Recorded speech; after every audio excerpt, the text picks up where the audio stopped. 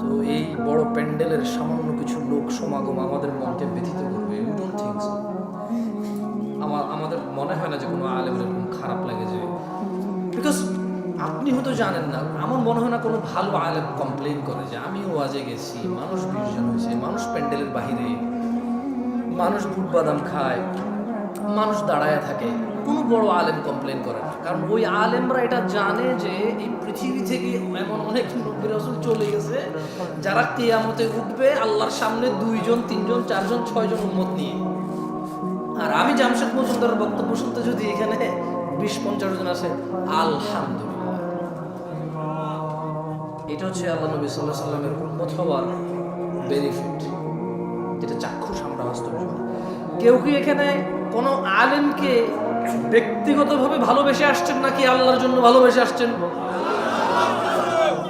এখানে কি আপনাকে কোনো আলেম ধন ভান্ডার কিছু দিয়ে যাবে, নাকি ইলম এবং আল্লাহর সাথে কানেক্টিভিটি করার ব্যবস্থা করে দেবে? তাহলে নিশ্চয়ই সবাই কার সাথে সম্পর্ক করতে আসছেন?